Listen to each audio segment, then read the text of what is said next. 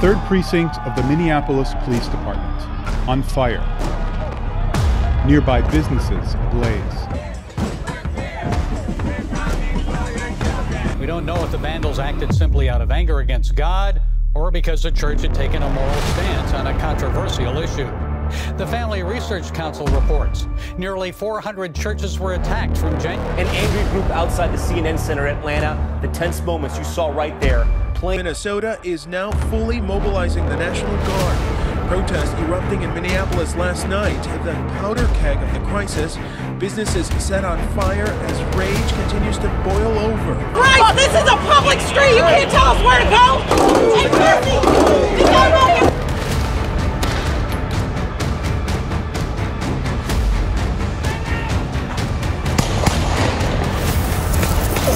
That riot's going on, they're going crazy right now, they're starting to shoot everyone. We need to get out of here right now.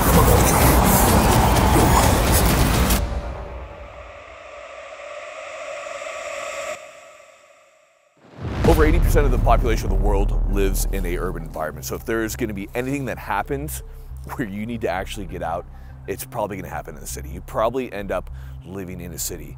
And just like we talked about in our woods video, it might seem like this is something that is far away, that there's zero chance of it ever happening. And yet time and time again, whether it be from Ukraine or from the Palestinian-Israeli conflict, we have seen that the cities are often the areas where this is occurring. So when we're talking about evasion when it comes to a urban setting, it could be for a variety of reasons. Anything from there is a terrorist attack in the city and you need to get out. There is a natural disaster and you need to get out. There are so many different reasons for needing to evade and get out of the city, and we're not going to specify exactly which is going to compel you to go, but we're going to talk about a lot of different scenarios, a lot of different ways to take care of this. And as always, the important thing is going to be that as far-fetched as this stuff may sound and as tinfoil hat as it may sound to talk about, information is free. So in today's video, we're gonna be talking about urban evasion, escaping the city. Hopefully you guys learn a thing or two. Now, the biggest sponsor of the channel is, of course, our favorite. That would be the Sonoran Snickering Doors Institute. What? I didn't even know he was here. How are you here? Yeah, I don't even recall how I got here. The Sonoran Desert Institute, if you're looking to get your start in gunsmithing, they're the people to go to. They support us. They'll also do this type of content for free. So a big thank you to them. And of course, who's our favorite, Micah? Primary Arms for sick optics and free candy. We love them. Awesome optics, great price. And of course, if you're looking to get better at shooting, dry fire. Mantis turns your gun into a dry fire machine. Go and check them out. We love them. And of course, the AEC ammo for allowing us to train to get better. We'll be showing more of that stuff in future videos when it comes to survival. But with all that being said, talk is cheap and evasion is tough. So let's get into it. All right, credentialing.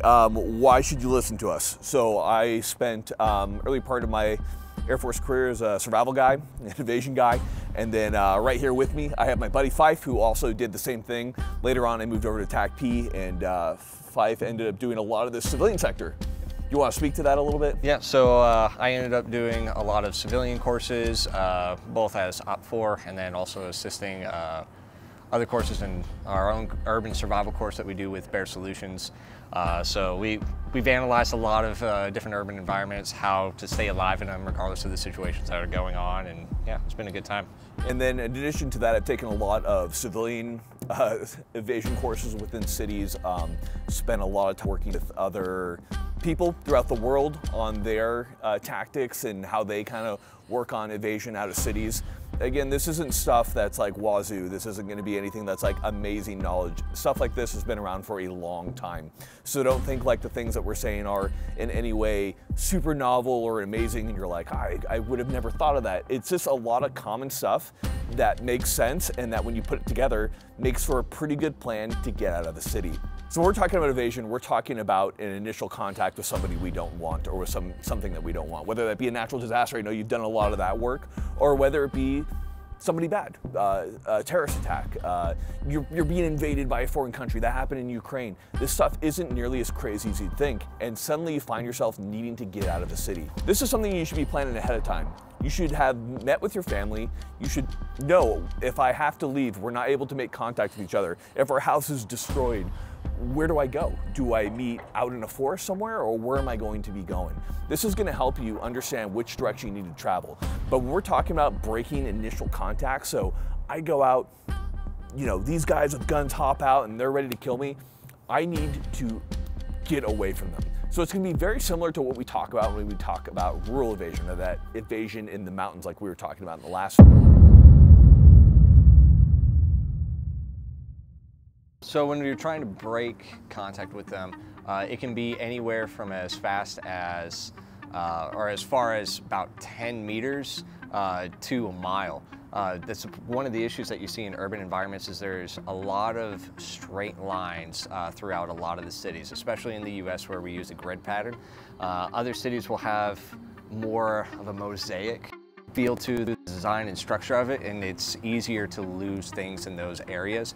But with a grid, if you're in, like, I think one of the terms I heard was a linear danger area type thing, it's one of those things they can see straight down the entire thing. So you have to change up directions pretty frequently and quickly in order to really lose somebody behind you. And what's nice with our initial movement is when we do it, like he was talking about, that 10 meters, we can simply round a corner, and if there's a lot of people, it's actually not that difficult to get lost in those people. The big thing is going to be on that initial movement. If you can, as soon as you break that initial contact with somebody, if you can change the way that you look, that's going to go a long way in helping you kind of get away, because there's going to be an initial description of you, or an initial impression that they see. Hey, I see a guy with a blue shirt on. I see a guy with a gray shirt on. I see a guy with long hair. If we're able to change those things very quickly on that initial contact, that's going to be really, really important to do. So I'll do a quick demonstration of what an initial breaking contact could look like for a small movement. So if I'm breaking contact, I've seen them on the street, I've turned one corner, I'm gonna go ahead, I'm gonna turn another corner, I'm gonna change how I'm looking. So look over here as I'm moving, get that t-shirt off, and if I can, I'm then going to join whatever people I can see out there. So if I can head right onto the street from here, I'm able to look different and then blend with the crowd, and that's gonna go a long way in breaking that initial contact. That's what one of the small movements is going to look like we were just talking about. So one of the things also to consider is how much were you exposed? How long do they have eyes on you? Because they get more detail the more time that they have. So if they have been following you or seeing you for an extended period of time, then you have to go and change more of your appearance. However, if it's low light, it's dark, they only got a glimpse, you aren't gonna have to change a whole lot. So it really just, it depends. And that's one of the most annoying answers to give, but it's true. Right, what we're gonna do right now is we're gonna stay in these alleyways, we're gonna break contact, we're gonna move quickly when we are in these areaways, these straightaways where we're kind of off the main roads. When we're on the main roads, we're gonna act more natural to blend in. Again, this is gonna depend on your environment. If I'm in a war and everything's war-torn, well sure, you're gonna change your posture. But if things are less war-torn, maybe I'm being hunted singly within a city, then I'm gonna need to learn how to blend it better. So in this case, we're gonna consider that we're trying to blend a little bit better, and we're trying to get to our family, which is a pre-designed meeting point out in the mountains around the city. So we're gonna head out right now.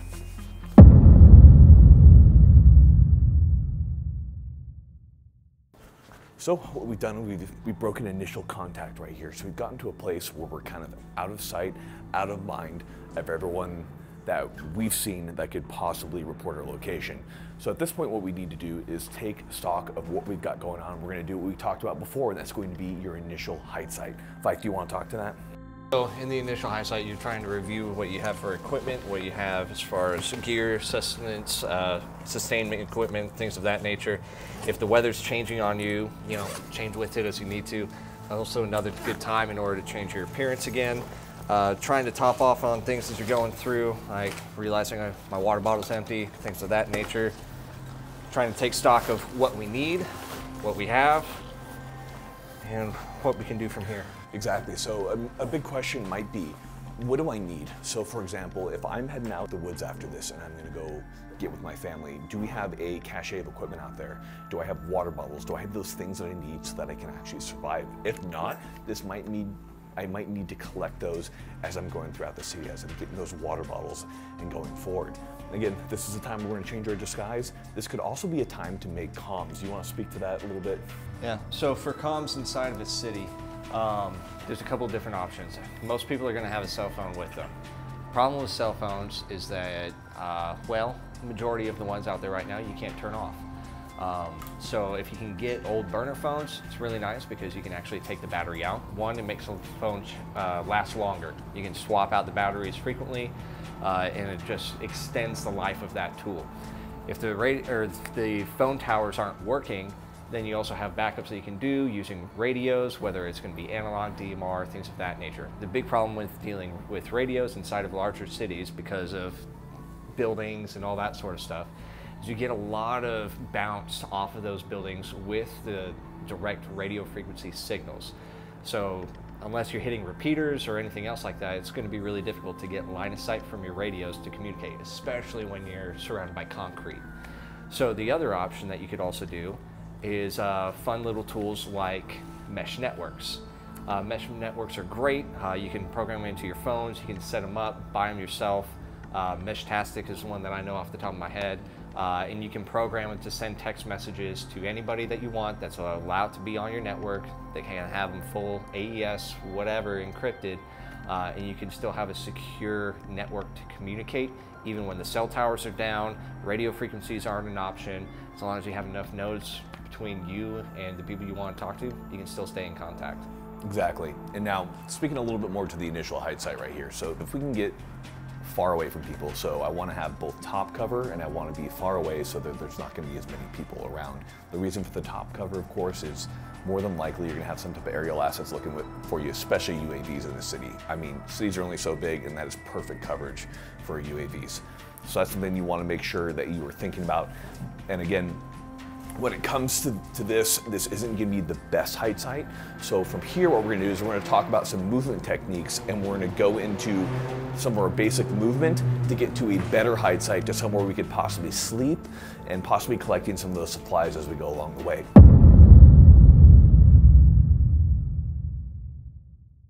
So the big thing with movement is going to be, it's completely going to depend. It's going to depend on what's happening in the city. Are we in a war-torn environment? Are we in an environment where the city is starting to decay? There's general societal collapse. The point is the more we blend in, the better. So the biggest thing about movement in the city is don't do shit that's going to draw attention to yourself. So for example, if you're out walking, like, who's doing this shit?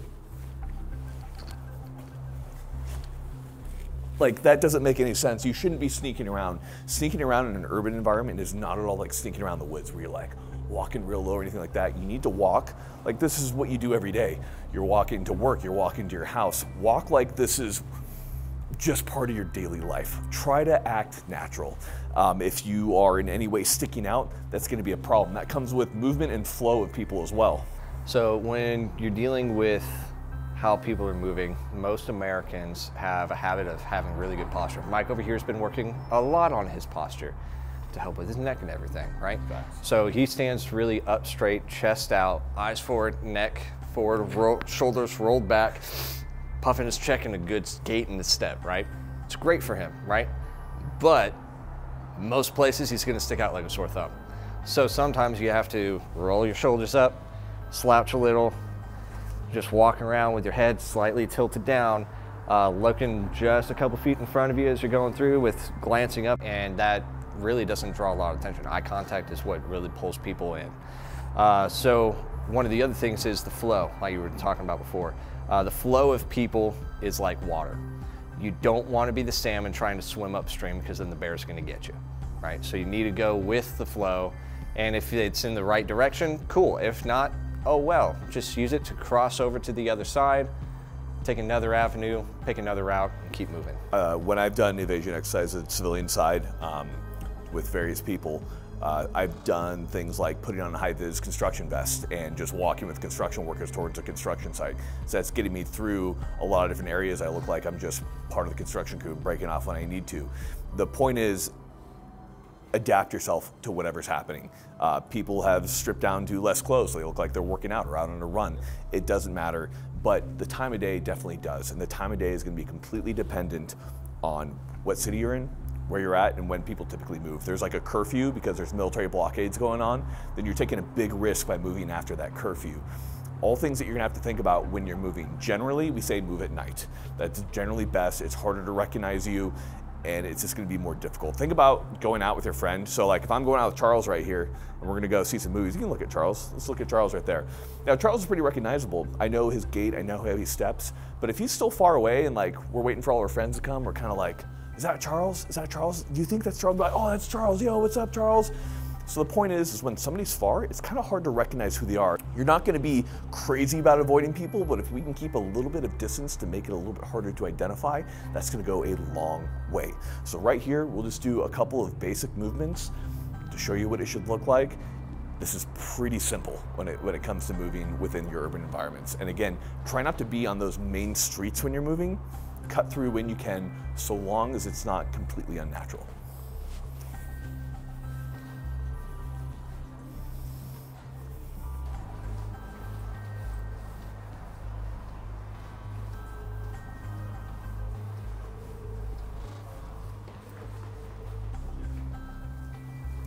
So a couple notes there. If you notice, me and Mitchell over here were lagging behind each other. We weren't just walking right next to each other. We kept a lot of distance between each other, and that's something you should do. Another thing you notice, we were slouching.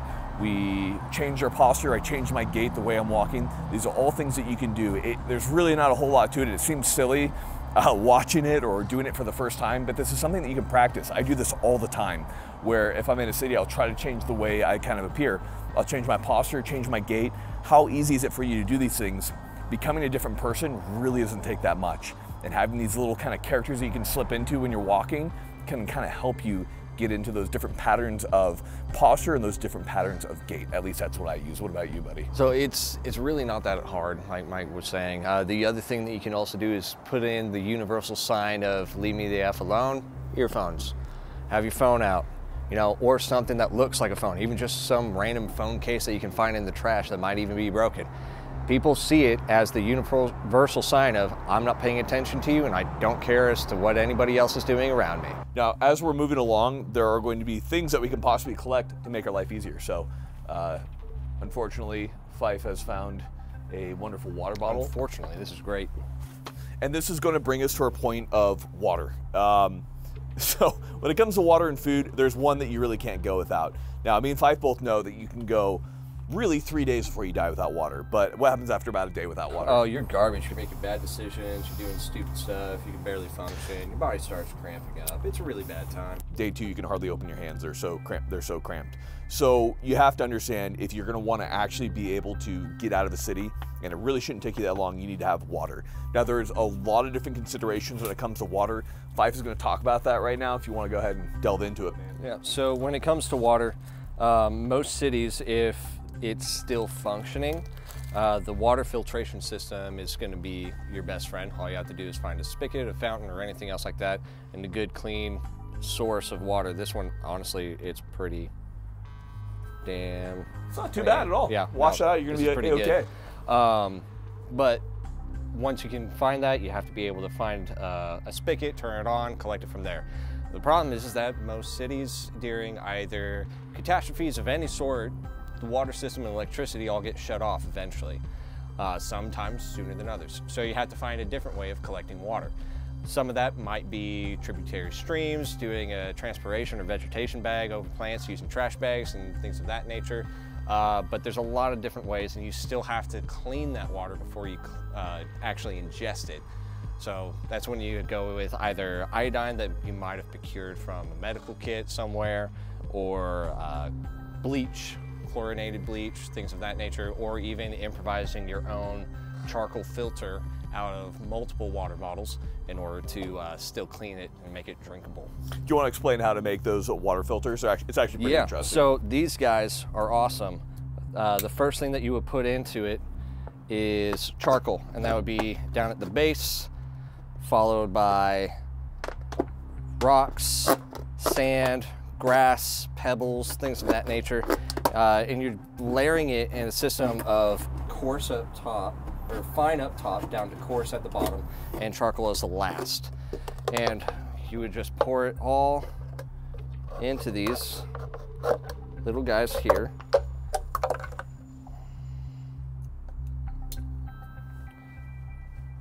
through the top. So the bottom here would have charcoal right about here. And you have your pebbles, smaller pebbles, sand, and you put mesh cloths or square pieces of a t-shirt on either end, and you just start pouring your water in through the top. Dirty water goes in the top, clean water comes out the bottom. Pretty simple. It does run slow, and that's the only thing that kind of sucks about it. But in these really war-torn environments, or environments where natural disasters have struck the water system, that's going to be something that you might have to do. One other consideration is going to be chemicals.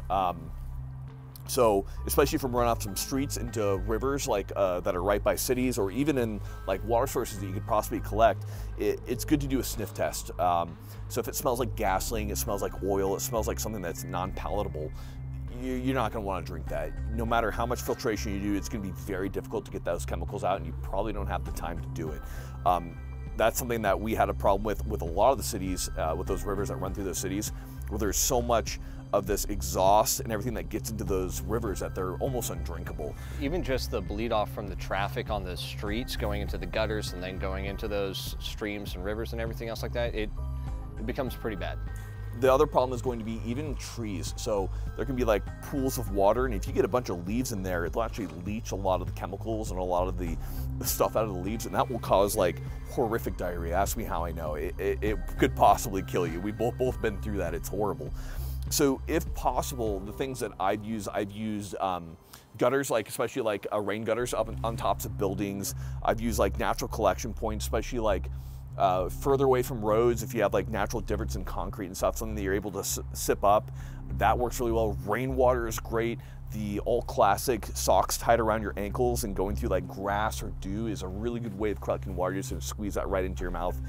The point is, get that water by any means possible, because you're going to be non-functional without it. And especially if you're going out past the city and you need to collect it, start collecting that before you get out of there. And that also is going to bring us to another point. If you're going somewhere where you're actually going to get back to civilization, you're simply escaping a force, it's important to have, if you drink some really weird water, keep a little bit of it with you. That way when you get to that medical facility, you can be like, this is what I drink. Am I going to die? Yeah, and the answer might be yes, but at least they can give you something to make it comfortable. You know, worst case scenario. But that's just one of the things that you might run into, drinking shit that you don't want to, but you have to. Now here in Grantham, we always harp physical fitness, but guess what? Now we're sponsored by First Fit.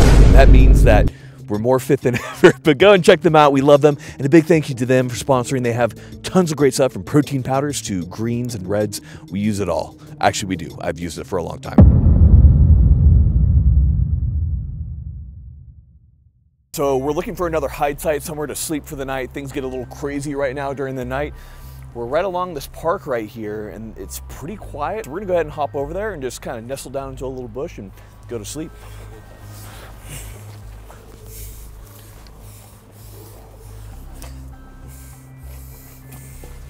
Pretty classic spot. You see a lot of people sleep in these types of areas, and that actually can play to your advantage. So whether you have a lot of vagrants, hobos living in an area, being able to blend into that population might not be such a bad idea. And also finding areas that are a little bit harder to get to, even within those normal areas, can play to your advantage. So Fife right here is going to hop up.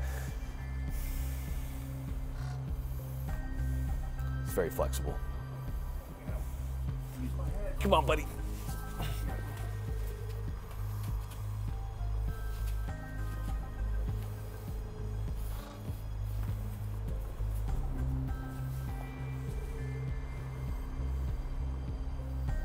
This is going to be a site where we can hide, we can sleep. We're of course going to set watches. You're never both going to be asleep at the same time.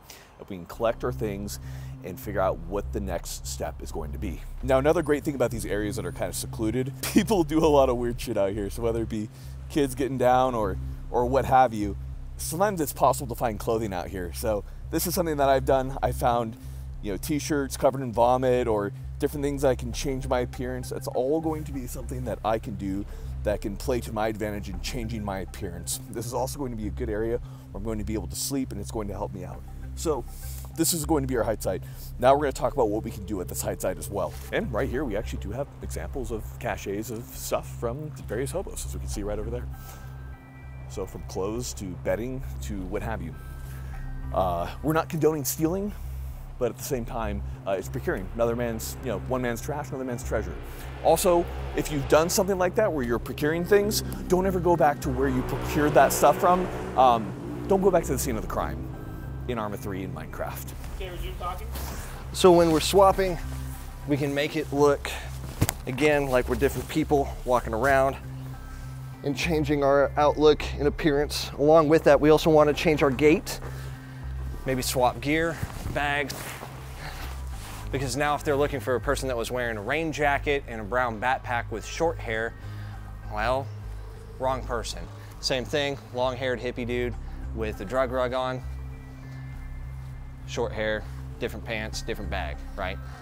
Another great thing is going to be I have procured over my time traveling different things as well. So I have a different t-shirt that I have on my bag. I also have a different hat that I can wear. So depending on where I am, have that hat turned forward, turned backwards, depending on whatever the style is. This is also going to help conceal my face, especially from cameras. You have to realize that within the city, you're always going to be observed. Yeah, cameras are everywhere. Every single one of those buildings that we walked by today had security cameras on every corner, every flat face of it. There's no way of getting around inside of a big city. And with AI recognition technology, it's very difficult to get around it. This is the nice thing about if there are certain riots with certain people who wear masks all the time. That's really nice because it makes it very difficult for AI recognition to be able to pinpoint that. So if that's something that I can use to my advantage, everyone's already wearing face masks and running around. Grab one. Don't steal, don't assault people. Yeah, be like, hey, I'm on your side. Can I have an extra mask? I don't want to be caught. So these are things to use to your advantage. But you have to understand the longer you're in the city, especially if you're being hunted, you're probably going to eventually be identified by AI technology no matter what you do. With this urban environment, if I'm trying to do evasion or trying to move through it without being noticed, my biggest goal is to get out of it. I don't want to be here. This is the most difficult and dangerous place to be during conflicts. You need to leave as fast as possible and as efficiently as possible, but also with enough gear and equipment that you'll be able to sustain yourself once you actually leave all these resources that the urban environment does provide.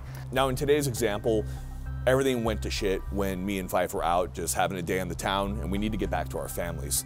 Now, night has fallen. We've sat in our Hidesite. We've each taken about a little cat nap of about an hour to kind of replenish ourselves. We've gotten some water. We're feeling pretty good. But what we're gonna do at this point is procure a little bit of food and then continue on our journey out of here. So we're gonna go ahead and break out from our Hidesite. If we wanna make sure that we're not leaving any evidence that we were there, trying to naturalize it. So if you have any types of footsteps, any big body imprints, this is something where you can take some type of branch, you can scoop it over it, try to naturalize it a little bit and make it look like you weren't there as obviously, especially if you're being hunted or tracked by certain entities.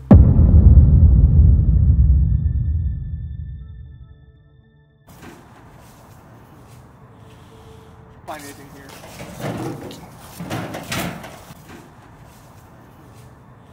If the city is still running, if things are still going, you're typically gonna be able to find things in the trash. No shit, we actually did just find this. It wasn't staged. That's awesome. That's a ton of nutrients and food right there. And it's gonna survive, it's gonna sustain us for a very long time. But as things begin to collapse, you're definitely gonna run into more problems when it comes to food, especially the perishable food is gonna begin to rot, so they're gonna begin to throw it out.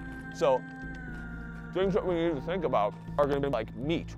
So a lot of people look at a steak as it starts to go bad after it's been thrown out and be like, oh, it's so good. However, you can cut away, especially on an intact steak, that rancid meat, and you're typically gonna have good meat in the center. Now, if we're able to cook it, whether that be sun-dry it, whether that be citric acid, if you have some type of heat source, that's better. Sometimes you gotta do what you gotta do though. Survival's not great. Insects are a great one. With insects, as long as it's smaller than your thumb, you can typically pull off the head and the legs so they don't get caught in your throat and just eat those suckers whole. It's not gonna be fun.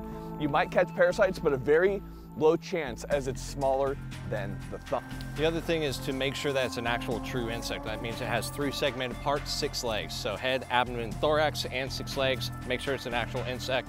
Otherwise, you might be in something that could have some toxins inside of it that can hurt you. Yeah, don't eat like a spider. You don't wanna die. It's a bad time.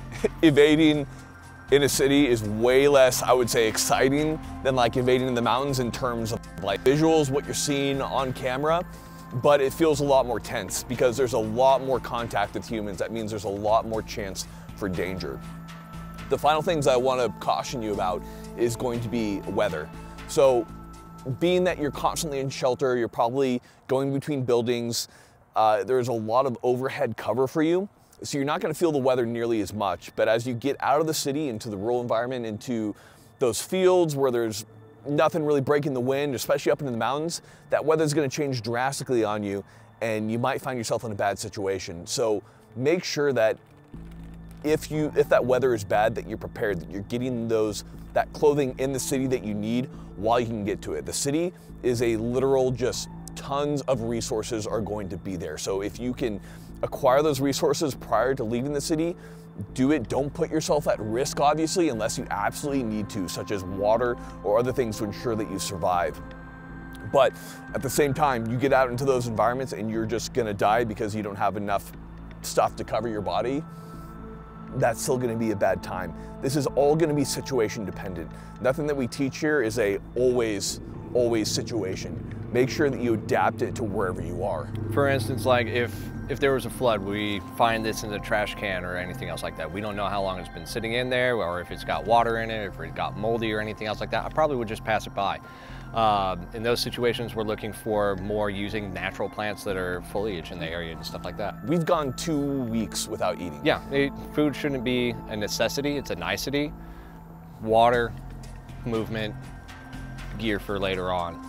And Fife does bring up a really good point, which is a lot of the vegetation that's planted within cities is not dangerous. They're not planting dangerous plants, and a lot of that stuff is actually edible.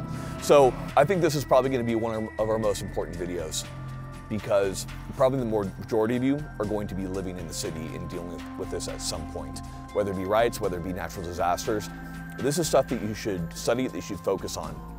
Now, we've been doing this from like a zero sum, as in we started our evasion with very little on us, maybe an extra jacket, maybe a bottle of water. But if you have a little bit of preparation, you have a go bag in your car, you have more stuff on you when you're traveling, more medical kit, small iodine tablets, this stuff can all pay dividends in the end. The other thing is going to be know your city. Know the layout, know which direction is north, know which direction is south, know which type of plants are growing in there, know where you could possibly procure food. All these things, knowing these beforehand, could possibly save your life later on down the road. And as crazy as this all sounds, like we've said before, you never want to be in a situation where you get to a point where you need to use this and you've done no preparation. You've never practiced it, you've never tried it, and you don't know it.